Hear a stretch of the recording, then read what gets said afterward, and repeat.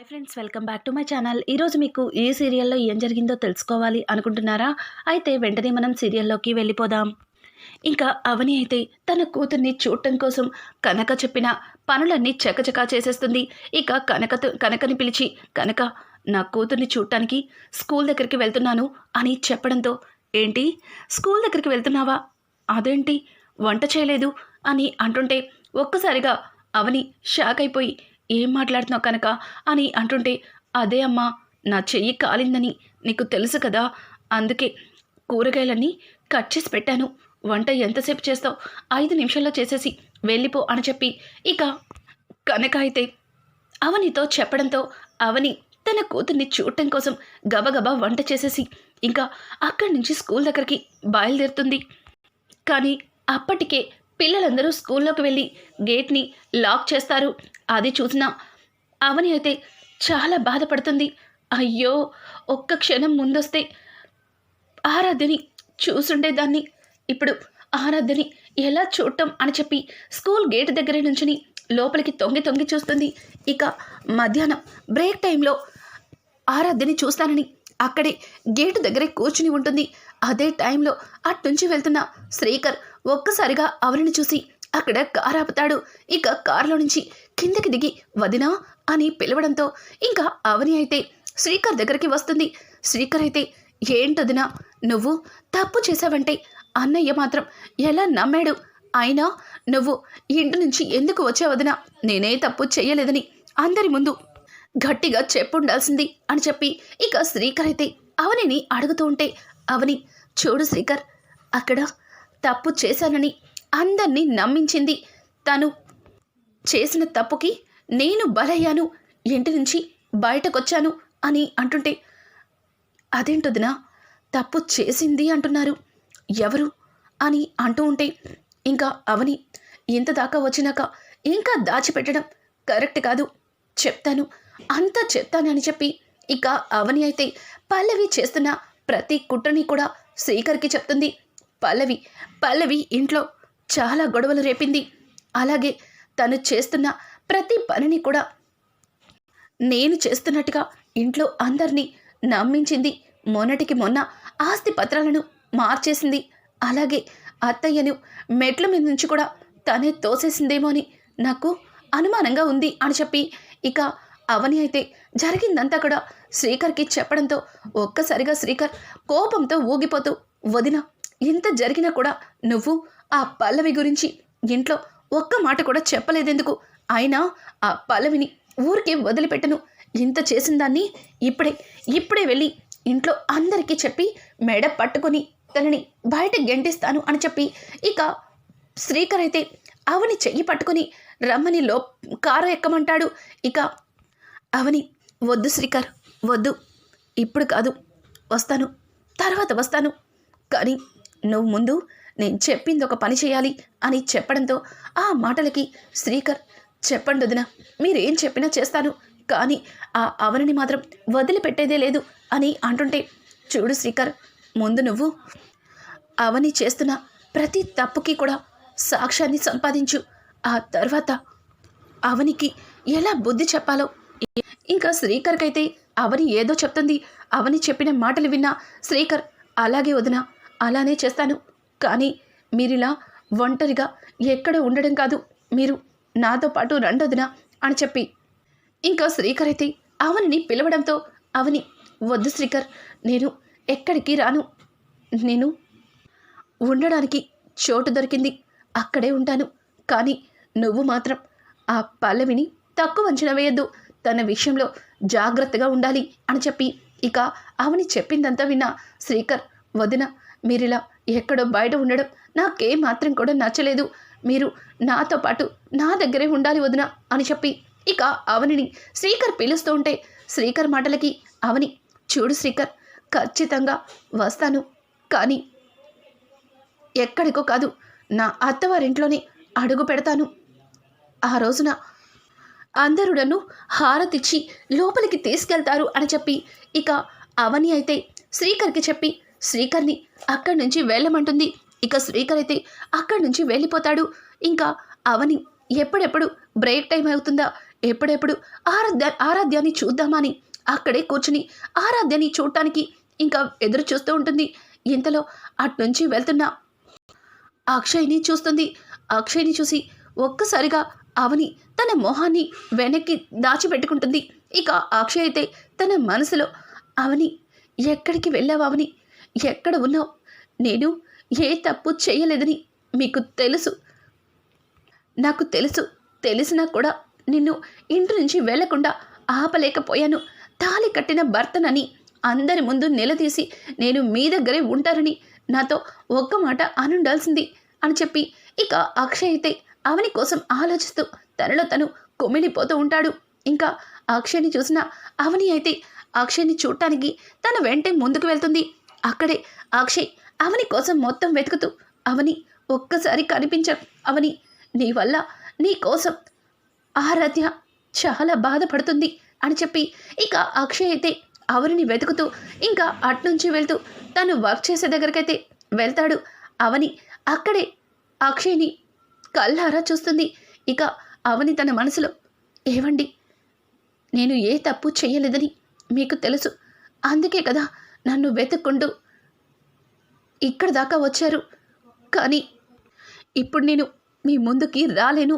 నిజాలన్నీ బయట పెట్టిన తర్వాతే నేను మీకు కనిపిస్తాను అని చెప్పి ఇంకా అవని అక్షయ్కి కనిపించకుండా దాకుడు మొదలాడుతున్నట్టు తన నుంచి దూరంగా పరుగులు తీస్తుంది. ఇంకా అక్షయ్ అయితే అవనిని చూసి, అవనిలా ఉంది, అవనిని అని చెప్పి ఇక అక్షయ్ అవని వెళ్ళిన వైపే పరుగులు తీస్తూ, అవని ఆగవని, నువ్వేనని నాకు తెలుసు, ఆగవని అని చెప్పి ఇక అక్షయ్ అవనిని పిలుస్తుంటాడు. కొంత దూరం వెళ్ళాక అవని వేరొక ప్లేస్లో వెళ్ళిపోతుంది.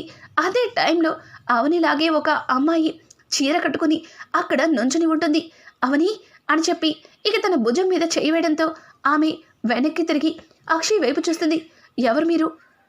నన్నెందుకు పిలుస్తున్నారు అని అంటూ ఉంటే, సారీ మీరనుకోలేదు, ఎవరు అనుకుని పొరపాటు పడ్డాను అని చెప్పి అక్షయ్ అయితే ఇక అక్కడి నుంచి బాధపడుతూ వెళ్ళిపోతాడు.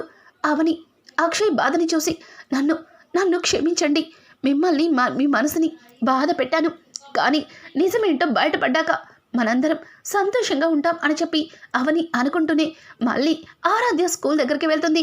ఇక ఆరాధ్య బ్రేక్ టైంలో బయటికి రావడంతో ఒక్కసారిగా అవని లోపలికి వెళ్ళి ఆరాధ్య అని పిలవడంతో ఆరాధ్య అమ్మా అని చెప్పి ఆరాధ్యని హక్ చేసుకుంటుంది. ఇక ఆరాధ్య అయితే, అమ్మా నేను అక్కడ ఉండనమ్మా, నన్ను నీతో పాటు తీసుకెళ్ళిపోమ్మా, నాకు అక్కడ అస్సలు ఉండాలని లేదు అమ్మా, ప్లీజ్ అమ్మా, నేను నీతోటే వచ్చేస్తానమ్మా అని చెప్పి అవనితో అయితే అక్షయ్ ఆరాధ్య ఏడుస్తూ చెప్తుంది. ఇంకా అవని ఆరాధ్యని బుజ్జగించి తాను తీసుకువచ్చిన బాక్స్ని ఆరాధ్యకి తినిపిస్తూ, చూడారాధ్య, నువ్వు ఇలా ఏడిస్తే నేను అక్కడికి రాలేను, అలాగే నువ్వు నా కోసం ఏడవకూడదు, ఇంట్లో ఎవ్వరిని కూడా ఇబ్బంది పెట్టకూడదు, అందరితో మంచిగా ఉండాలి అని చెప్పి ఇంకా అవని అయితే ఆరాధ్యకి బుద్ధులు చెప్పి తను ఆరాధ్యని వదిలిపెట్టి అక్కడి నుంచి బయలుదేరుతుంది. ఆరాధ్య అయితే, అమ్మా వెళ్ళొద్దమ్మా అని మళ్ళీ ఏడుస్తుంటే, చూడు ఆరాధ్య, నీకు ఇప్పుడే చెప్పాను, నువ్వు ఏడవకూడదు అని, ఇంకెప్పుడు ఏడవనని నాకు మాట ఇవ్వు, ఈ రోజు నుంచి నువ్వు ఇంట్లో అందరితో సంతోషంగా ఉండాలి, సరేనా? నేను ప్రతిరోజు నిన్ను స్కూల్ దగ్గరికి వచ్చి కలుస్తాను అని చెప్పి ఇంకా అవని అయితే ఆరాధ్యకి చెప్పడంతో ఆరాధ్య కూడా సరే అన్నట్టుగా సంతోషంగా ఇక లోపలికైతే వెళ్ళిపోతుంది. ఇంకా ఇదంతా ఇలా ఉండగా శ్రీకర్ దగ్గరికి కమల్ అయితే వస్తాడు.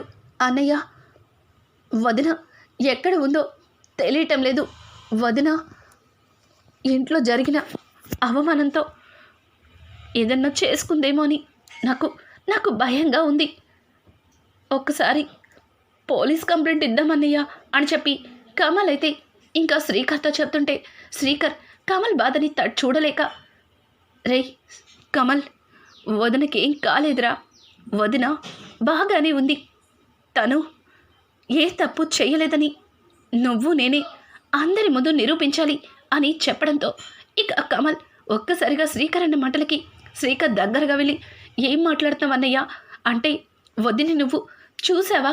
వదిన ఎక్కడుందన్నయ్య? వదిన్ని చూసి చాలా సమయం అయింది.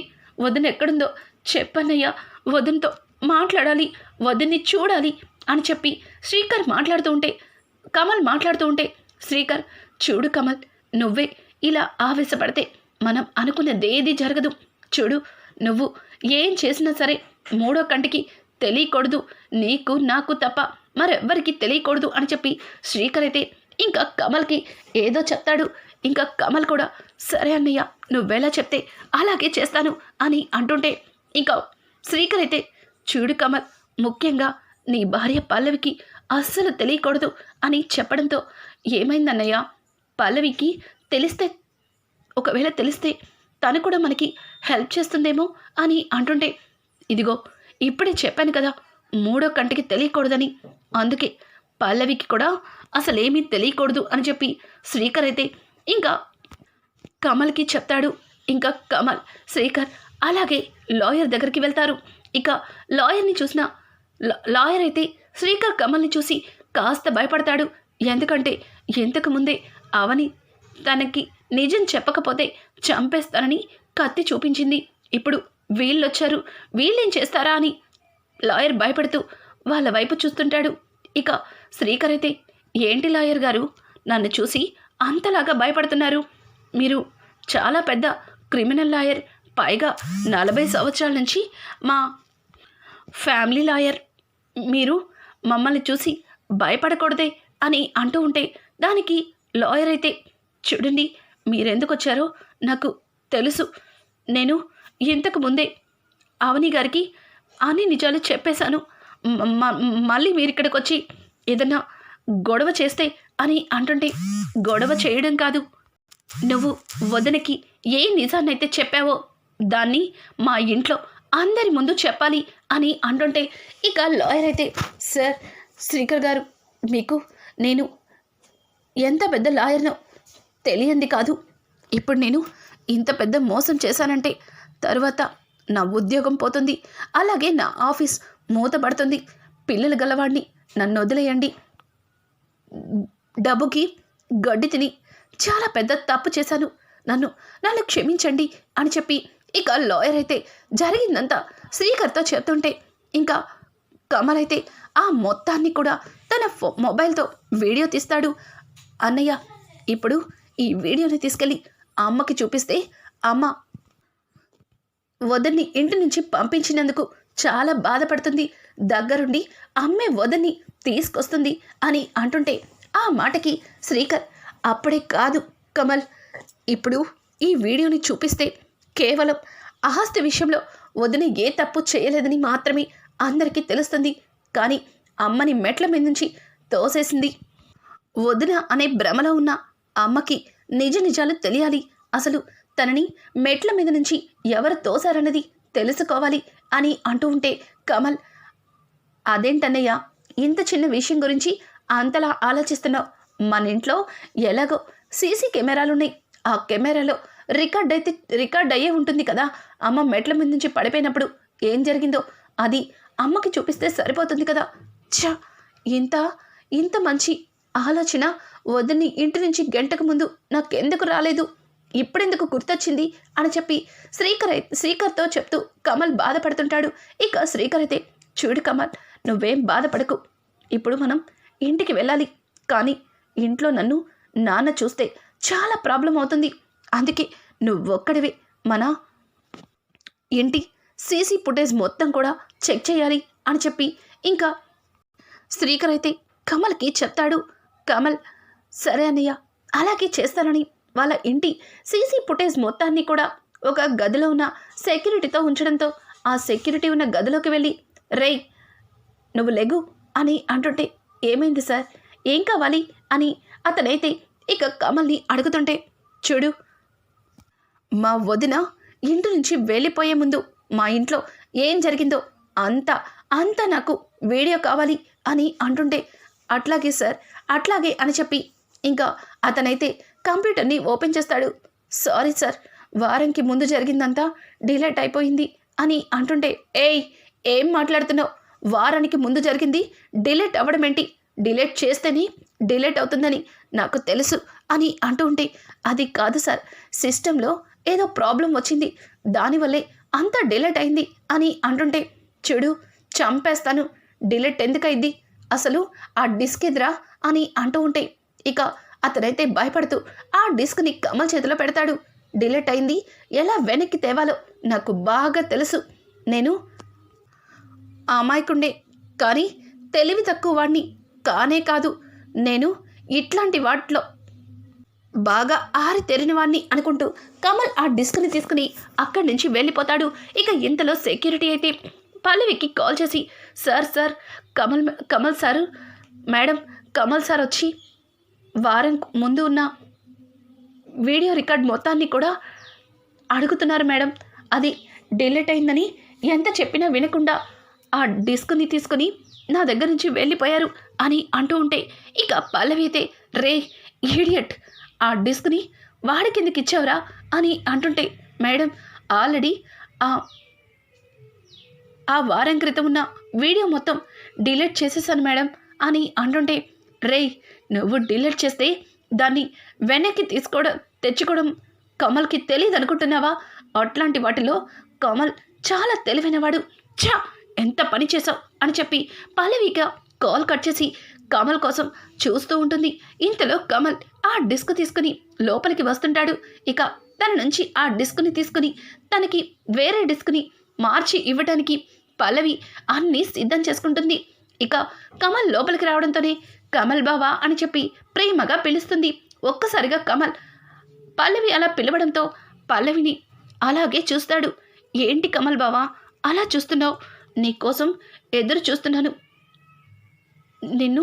నిన్ను చూస్తుంటే ఈరోజు నాకు చాలా ముద్దొస్తున్నావు అని చెప్పి కావాలని తనని తన ప్రేమలో తన వలలో పడేయడం కోసం పల్లవి అయితే రకరకాలుగా కమల్ని రెచ్చగొడుతుంది. కమల్ మాత్రం అస్సలు రెచ్చిపోకుండా, ఏయ్ నీకేమన్నా బుద్ధుందా, ఇంట్లో వదినలేదు, తను చేయవలసిన పనులన్నీ నువ్వే చేయాలని నీకు తెలీదా, ఇంట్లో వంటగది చూస్తే చెత్త కుప్పలాగా ఉంది, ఇక డైనింగ్ టేబుల్ మీద ఎంగిలి ప్లేట్లు, అలాగే కింద ఉన్న టీపాయ్ మీద కాఫీ కప్పులు ఇంట్లో అడుగు పెడుతుంటేనే అసహ్యంగా ఉంది, ఎంత పెద్ద ఇంటిని చెత్త కుప్పని చేసేసావు కదే, వెళ్ళి వాటిని క్లీన్ చేయి, ఆ తర్వాత చూసుకుందాం అని చెప్పి కమల్ అయితే ఇంకా పల్లవి మీద చాలా చిరాకు పడతాడు. పల్లవి తన మనసులో, వీడేంటి ఇంత ప్రేమగా వీడిని మాయ చేయాలి అనుకుంటే వీడు అస్సలు నా మాటలకి లొంగటం లేదు, ఇప్పుడు వీడి నుంచి ఈ డిస్క్ ఎలా తీసుకోవాలి అని చెప్పి పల్లవి అయితే ఆలోచిస్తూ ఉంటుంది. ఇంకా ఇంతలో శ్రీకర్ అయితే కమల్కి కాల్ చేసి, కమల్ అయితే కమల్కి ఫోన్ చేసి, కమల్ ఆ డిస్క్ తీసుకున్నావా అని అంటుంటే, ఆల్రెడీ తీసుకున్నానన్నయ్య, కానీ వాడు ఆ వారంలో జరిగిందంతా డిలీట్ అయిపోయింది అని చెప్పాడు, దాన్ని వెనక్కి ఎలా తీసుకురావాలో నాకు బాగా తెలుసు కదా అని అంటుంటే, చూడు కమల్, దాన్ని తీసుకుని ఇమీడియట్లీ నా దగ్గరికి రా అని చెప్పడంతో ఇక ఆ డిస్క్ని తీసుకుని కమల్ అయితే శ్రీకర్ దగ్గరికి వెళ్తాడు. శ్రీకర్ ఆ డిస్క్ని తీసుకుని మరొక డిస్క్ని కమల్ చేతికి ఇస్తాడు. చూడు కమల్, ఇది నీ దగ్గరే ఉంచు, నేను తర్వాత తీసుకుంటాను అని చెప్పి కావాలని కమల్కి తెలియకుండా డిస్క్ని మార్చి శ్రీకర్ మరొక డిస్క్ని కమల్ చేతిలో పెడతాడు. ఓకే అన్నయ్య, ఇందులో ఏముందో అదంతా బయటికి లాగుతాను, అసలు అమ్మ మెట్ల మీద నుంచి పడిపోవడానికి కారణం ఎవరో తెలుసుకుంటాను, వదిన ఇంటి నుంచి వెళ్ళిపోవడానికి ఎవరు ఇదంతా చేశారో బయట పెడతాను అని చెప్పి కమల్ రెచ్చిపోతూ అది తీసుకుని అక్కడి నుంచి ఇంటికి వెళ్తాడు. ఇక అక్కడే ఒక టేబుల్ మీద పెట్టి తను వాష్రూమ్లో స్నానానికి వెళ్తాడు. ఇంతలో పల్లవి అయితే లోపలికి వచ్చి మొత్తం అంతా వెతుకుతాడు. అక్కడ ఆ డిస్క్ చూసి, ఓ ఇక్కడ పెట్టాడా, దీన్ని ఇప్పుడే మార్చిస్తానని తను మరొక డిస్క్ని అక్కడైతే పెడుతుంది. ఇక తనకి ఏమీ తెలియనట్టుగా కాఫీతో కమల్ బయటికి వచ్చేసరికి నిలబడుతుంది. కమల్ అయితే పల్లవి చేతిలో కాఫీ కప్తో చూసి, ఏంటి నా కోసం కాఫీ తెచ్చావా, ఏదిలో ఇవ్వు అని చెప్పి కాఫీని తాగేస్తూ, నాకు టిఫిన్ రెడీ చేసావా అని అంటుంటే, ఏంటి కమల్ బావా, నువ్వు ఇంతకు ముందులా లేనే లేవు, నేను నీతో ఎంత ప్రేమగా ఉండాలనుకున్నా నువ్వు నన్ను దూరం పెడుతున్నావు, నీకోసం నీకు నచ్చినవన్నీ చేస్తున్నాను, కానీ నువ్వు నన్ను అర్థం చేసుకోవట్లేదు అని అంటుంటే, అది కాదు బంగారం, నేను వేరే టెన్షన్లో ఉన్నానులే. అయినా ఇప్పుడు ఏమైంది, నేను బాగానే ఉన్నాను అని చెప్పి ఇక పల్లవిని దగ్గరగా వెళ్తుంటే, ఆగు బావా, కిచెన్లో పనుంది, మళ్ళీ వస్తాను అని అనుకుంటూ అక్కడి నుంచి పల్లవి వెళ్ళిపోతూ, అమ్మయ్యా ఆ డిస్క్ మార్చేశాను, ఇక ఎప్పటికీ ఇదంతా చేసింది నేనే అని ఎవ్వరికీ తెలీదు అని చెప్పి పల్లవి తన మనసులో అనుకుంటూ అక్కడి నుంచి ఇక బయటకి వచ్చేస్తుంది. ఇక ఇంతలో కమల్ అయితే శ్రీకర్ ఇచ్చిన డిస్క్ని పెట్టి రీస్టార్ట్ చేస్తాడు. అలా రీస్టార్ట్ చేస్తుంటే అందులో ఏమీ లేదని వస్తూ ఉంటుంది. అలాగే ఇక్కడ కూడా శ్రీకర్ ఆ వీడియోని రీస్టార్ట్ చేయడంతో ఇక జరిగిందంతా కూడా ఆ వీడియోలో రికార్డ్ అవుతుంది. అందులో అచ్చం అవనిలాగే రెడీ అయిన పల్లవి పార్వతిని మెట్ల మీద నుంచి తోసేసి తను వెనక్కి తిరిగి చూసేలోపే తను అక్కడి నుంచి వెళ్ళిపోవడం అదంతా కూడా వీడియోలో రికార్డ్ అవుతుంది. అది చూసిన కమల్ షాక్ అయిపోతాడు. ఇంత కుట్ర చేస్తుందా, ఇప్పుడే ఈ నిజాన్ని అందరి ముందు బయట పెట్టాలి అని చెప్పి శ్రీకర్ అనుకుంటూ మళ్ళీ స్కూల్ దగ్గరికి వస్తాడు. అక్కడ అవని అయితే శ్రీకర్ని చూసి, శ్రీకర్ నేను చెప్పింది ఏం చేసావు అని అంటుంటే, వదిన ఇదిగో మీరు చెప్పిన సాక్ష్యాలన్నీ తీసుకొచ్చాను. ఆ లాయర్ పల్లవి చెప్పినట్టుగా మార్చిన ఆస్తి పత్రాలు, అలాగే అమ్మని మెట్ల మీద నుంచి తోసేసిన సీసీ ఫుటేజ్ అని అంటుంటే, ఏంటి నా మీద కోపంతో నన్ను ఇంటి నుంచి పంపించడం కోసం అత్తయ్యని చంపడానికి కూడా వెనకాడలేదా అని చెప్పి పల్లవి చేసిన పనికి అవని అయితే చాలా బాధపడుతుంది. ఇక అలాగే దీన్ని అందరి ముందు బయట పెట్టాలి అని అంటూ ఉంటే అదే టైంలో అక్షయ్ అక్కడికి వస్తాడు. ఏంటి ఏం బయట పెట్టాలి అని అంటూ ఉంటే ఇంకా అవని వాటిని దాచిపెట్టి, ఏం లేదండి మీరేంటి ఇక్కడ అని అంటూ ఉంటే ఇక శ్రీకర్, అన్నయ్య నువ్వేంటిక్కడ అని అడుగుతూ ఉంటే, నేను ఆరాధ్యని స్కూల్ నుంచి తీసుకెళ్తానికి వచ్చాను, అయినా ఏదో సాక్ష్యాన్ని చూపించాలి బయట పెట్టాలి అంటున్నారు, ఏంటా సాక్ష్యం ఏంటా నిజం అని అంటూ ఉంటే దానికి అవని ఏమీ చెప్పలేకపోతుంది. రే శ్రీకర్, ఇప్పుడు కనుక నువ్వు నిజం చెప్పకపోతే నా మీద ఒట్టే అని అడగడంతో ఇక శ్రీకర్ అయితే జరిగిందంతా కూడా అక్షయ్కి చెప్తాడు. ఒక్కసారిగా అక్షయ్ నిజం మొత్తం విని షాక్ అయిపోతాడు. మరి ఇంత చేసిన ఆ పల్లవి గురించి ఎందుకు నువ్వు అందరి ముందు బయట పెట్టలేదు అని అంటూ ఉంటే, చూడండి పల్లవి ఆ ఇంటికి నాతో పాటు తను కూడా కోడలే, అలాగే తన కడుపులో కమల్ బిడ్డ పెరుగుతుంది. మరి అట్లాంటి పరిస్థితుల్లో తనని ఇంటి నుంచి పంపించేయడం సవ్యం కాదు కదా.